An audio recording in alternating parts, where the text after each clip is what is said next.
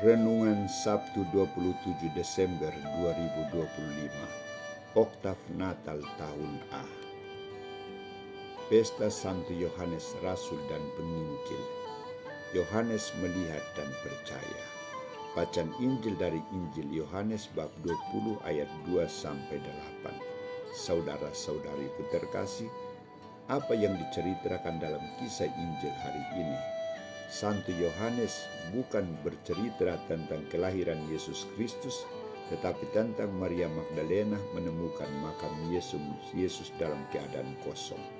Saudara-saudariku terkasih, mengapa nas ini dihubungkan dengan pesta Santo Yohanes Rasul dan Penginjil?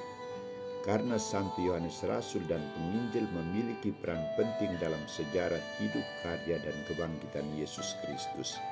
Ia sangat dilibatkan oleh Yesus dalam beberapa peristiwa penting, seperti peristiwa penampakan yang mulia Yesus di atas Gunung Tabor. Ia dipercaya oleh Yesus untuk menerima Bunda Maria dan menjadikannya sebagai ibu para rasul. Dan dalam kisah Injil hari ini, ia sendiri menceritakan tentang bagaimana Maria Magdalena membawa berita tentang kebangkitan Yesus Kristus.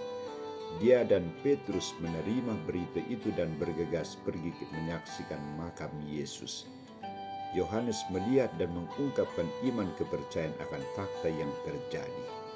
Ia menampilkan dirinya sebagai seorang rasul yang beriman dan cepat mengakui kebangkitan Yesus Kristus. Peran Yohanes sebagai saksi tidak sebatas hanya menceritakan peristiwa yang terjadi.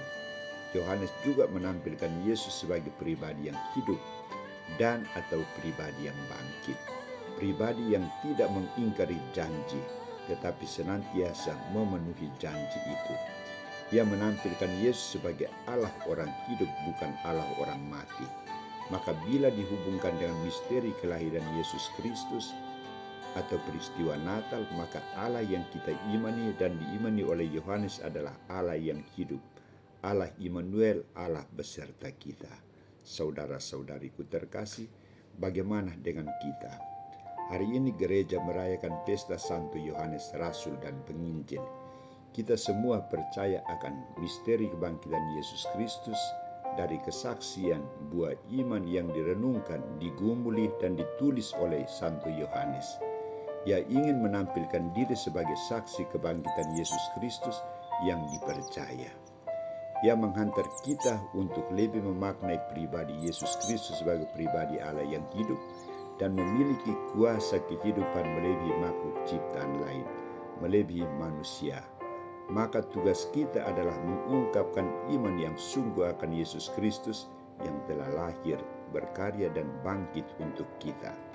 Kita semua yang telah melihat dan percaya harus menjadi saksi kelahiran dan kebangkitan Yesus Kristus di tengah dunia.